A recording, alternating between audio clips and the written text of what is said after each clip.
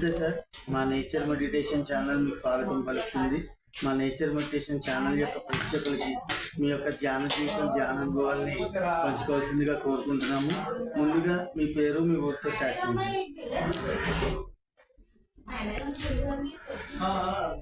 ముందుగా మనకు ఇంత అద్భుతమైన ధ్యాన జ్ఞాన విద్యను ప్రసాదించిన మన గురుగారైన డాక్టర్ బ్రహ్మర్షి పితామహ పత్రిజీ గారికి నేను ఎంతో ఎంతో ఎంతో రుణపడి ఉన్నాను. ఆయన ద్వారానే ఈ అద్భుతమైన ధ్యాన జ్ఞానాలు నాకు అందాయి. మరి నా పేరు మిట్టా మనోహర్. నేను హైదరాబాద్లో ఉంటాను. నేను 1994 సంవత్సరంలో ఈ పిరమిడ్ స్పిరిచువల్ సొసైటీలో ప్రవేశించాను. నాకు ఈ గురువుగారు సుభాష్ పత్రి గారు తిరుపతి అనే ఊళ్ళో 1994లో పరిచయం అయినారు. అప్పటి నుంచి నేను ఈ పిఎస్ఎస్ఎంలో వర్క్ చేస్తున్నాను. మరి నాకు గురువుగారు ధ్యాన ప్రచారం అనే ఒక వర్క్ ఇచ్చారు. నేను ప్రతి నెల కూడా 20 రోజులు అలా ధ్యాన ప్రచారంలో ఉంటాను. మరి వెళ్ళేది నేనైనా కానీ పంపించేది గురువుగారే, చేసేది నేనైనా కానీ చేయించేది గురువుగారే. గురువుగారు డైరెక్టర్ అయితే నేను యాక్టర్ని అంతే. సో నాకు ఎప్పుడూ కూడా నా వెన్నంటే ఉంటూ పత్రిజీ గురువుగారు ఈ ధ్యాన ప్రచారానికి సహాయ సహకారాలు అందిస్తుంటారు. మరి నాకు అలాంటి గొప్ప అవకాశం ఇచ్చిన బ్రహ్మర్షి పితామహ పత్రిజీ గురుగారికి మరొక్కసారి నేను ఆయనకు ఎంతో ఎంతో థ్యాంక్స్ చెప్తూ ఉన్నాను. ధ్యానంలో రాకముందు మీరు ఎలా ఉండేది అంటే మీ లైఫ్ ఎలా ఉండేది? ధ్యానంలోకి వచ్చాక మీ లైఫ్ ఎలా చేయండి? ధ్యానంలో రాకముందు నేను ఒక వ్యాపారం చేసేవాడిని. మరి వ్యాపారం అంటేనే టెన్షన్, అవునా? మరి ఆ టెన్షన్తో అనారోగ్యం కూడా నాకు వచ్చింది. నేను అప్పుడు అనారోగ్యంతో ఉన్నాను, టెన్షన్తో ఉన్నాను. మరి అప్పుడు నేను ఈ అనారోగ్యం కోసం డాక్టర్ దగ్గరికి వెళ్ళాను, మందులు వాడాను. నెలకు 10,000 చొప్పున 1,20,000 సంవత్సరాలు ఖర్చు పెట్టేవాడిని. కానీ ఎప్పుడైతే నేను ఈ పత్రిజీ గురువుగారితో సాంగత్యం చేశానో అప్పుడు నాకు ధ్యానం యొక్క గొప్పతనం తెలిసింది. ఆ ధ్యానాన్ని నేను పట్టువదలని విక్రమార్కుల్లాగా సాధన చేస్తూ వచ్చాను.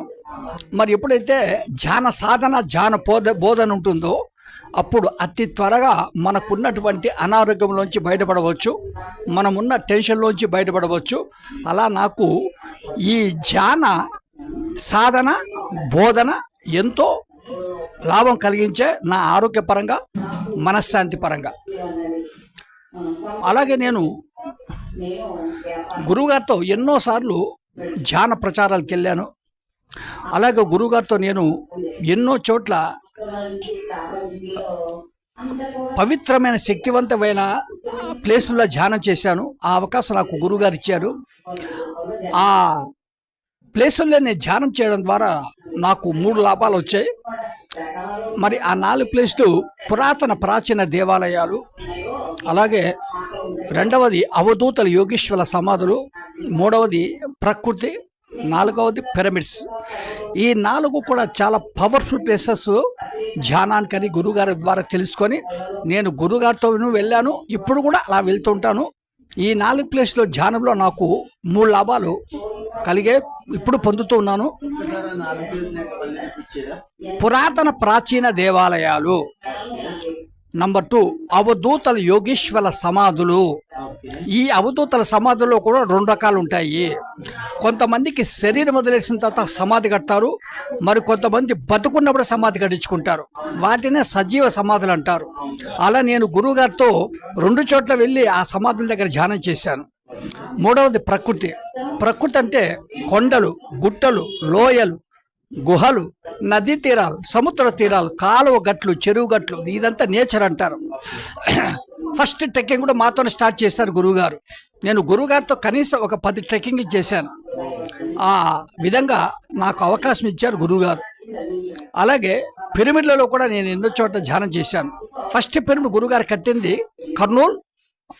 అది 1991లో నిర్మాణం స్టార్ట్ చేసి 1992లో ఓపెన్ చేశారు.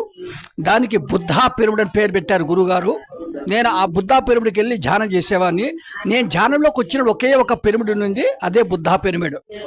ఆ తర్వాత ఈ పిరమిడ్ సొసైటీలో విపరీతంగా పిరమిడ్ నిర్మాణం జరిగింది. మరి ఇప్పుడు ఈ భూమి మీద కొన్ని వేల పిరమిడ్లు నిర్మాణం జరిగాయి. ఒక భారతదేశంలోనే కాదు, ఎన్నో ఇతర దేశాలు కూడా కట్టారు. మరి ఏ గురువు కూడా పిరమిడ్ గురించి చెప్పలేదు. అది ఒక పత్రిజీ గారే పిరమిడ్ యొక్క గొప్పతనాన్ని తెలియజేసి అన్ని ఊళ్ళలో చేశారు నిర్మాణము. అలాగే ఏ గురువు చేయని పని శాకాహార ర్యాలీ గురువు గారు స్టార్ట్ చేశారు పత్రిజీ గారు. ఎవరు ఇంతవరకు ప్రపంచంలో చేయలేదు అది. వారు ఎంతసేపు హాల్లో ఒక గదిలో చెప్పేవారు మీరు మాంసాహారం తినద్దు అని.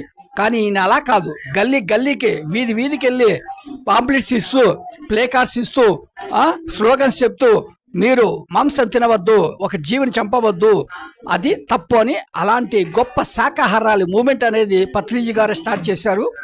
మరి నేను అలా ఎన్నో శాకాహారాలు కూడా పాల్గొంటూ ఉన్నాను, ఇప్పుడు కూడా పాల్గొంటున్నాను, ఇంతకుముందు కూడా పాల్గొన్నాను. నాకు ఆ అవకాశం కూడా గురుగారి ద్వారా లభించింది. సార్ మిమ్మల్ని ఒక ప్రశ్న సార్, పౌర్ణమి ధ్యానానికి అమావాస్య ధ్యానానికి ఏమైనా వ్యత్యాసం ఉందంటారా? ఎస్, మిగతా రోజుల్లోనూ పౌర్ణమి రోజు అమావాస్య రోజు ధ్యానం చేసే వచ్చే ప్రత్యేకత గురించి కొంచెం చెప్పుకోవాలి.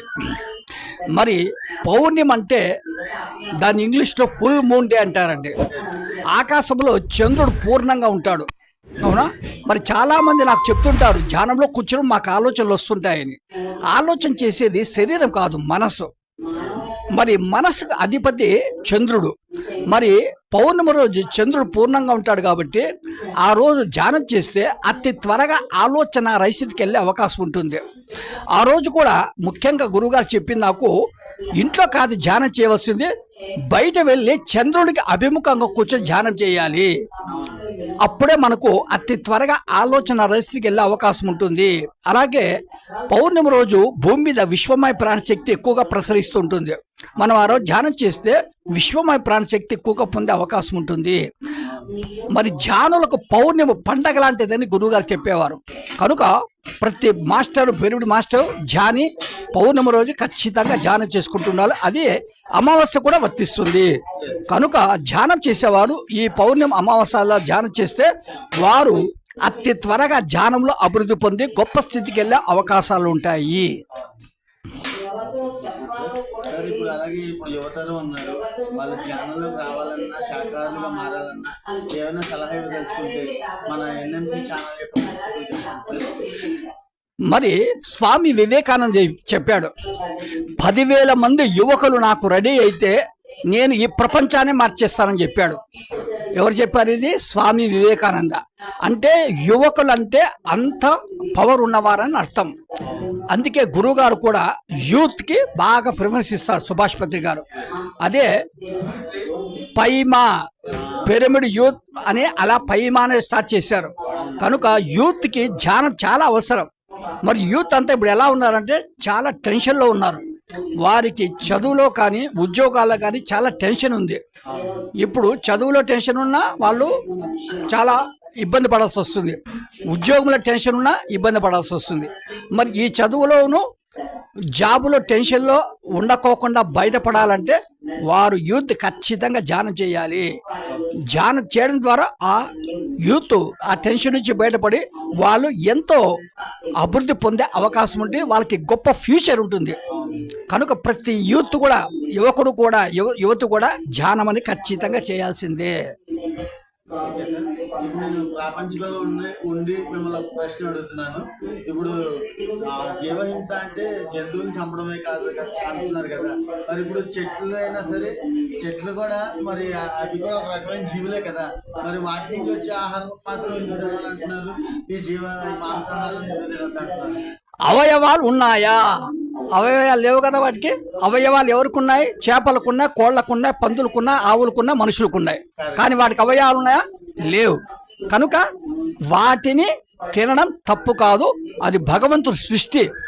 భగవంతుడు మనిషికి దంతాలు ఇచ్చాడు, మనిషికి పండ్లు తినమన్నాడు, వరి పండ్లు ఇవి రకరకాలు తినమన్నాడు. ఇది భగవంతుని సృష్టి.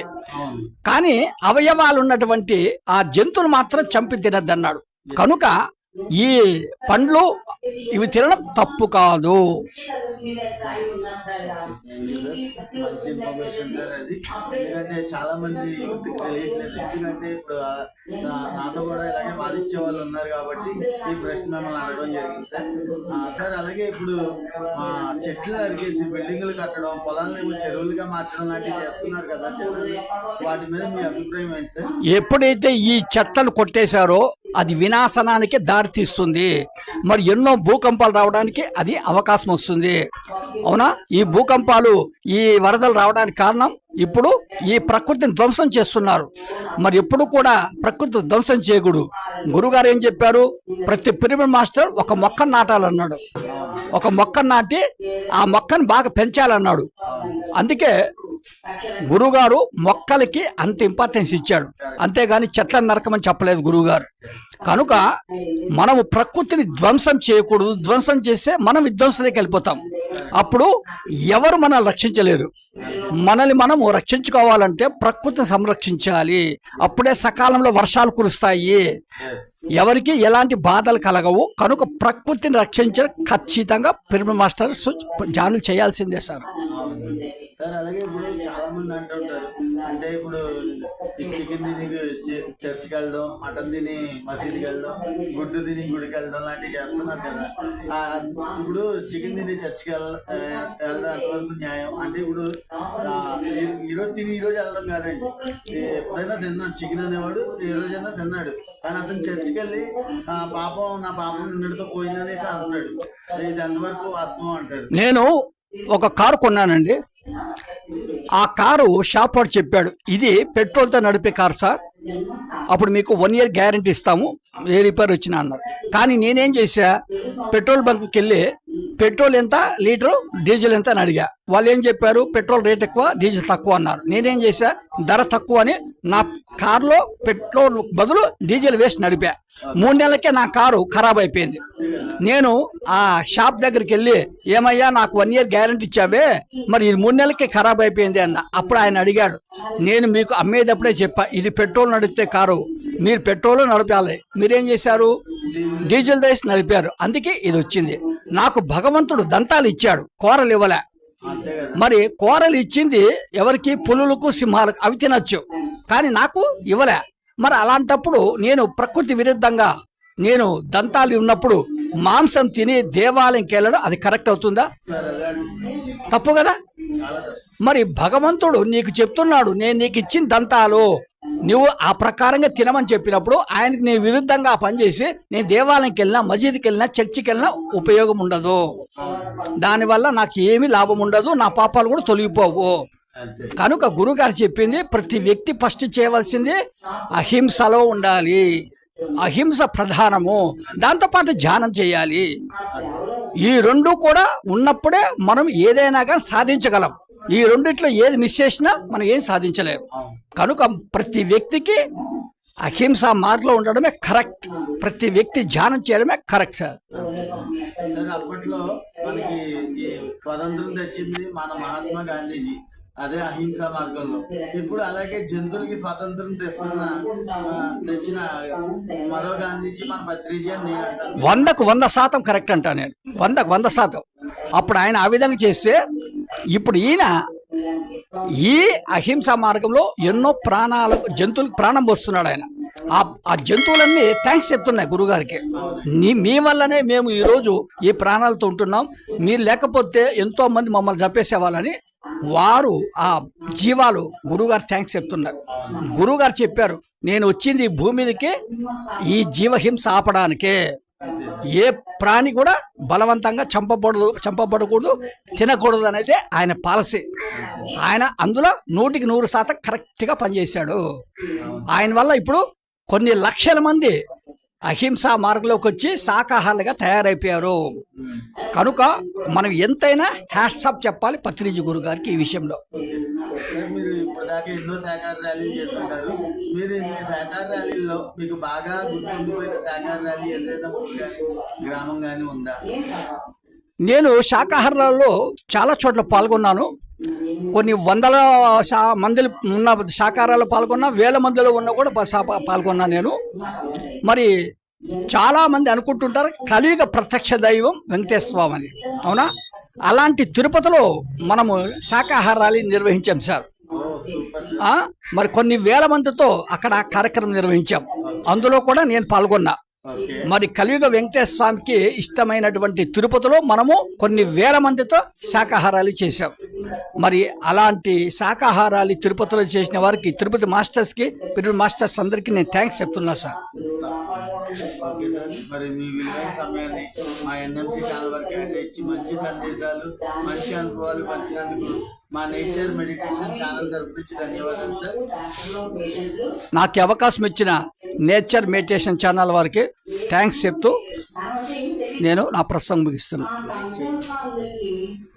అందరూ నేచర్ మెడిటేషన్ ఛానల్ని లైక్ చేయండి, షేర్ చేయండి, సబ్స్క్రైబ్ చేయండి. ఇది మన ఛానల్. Thank you.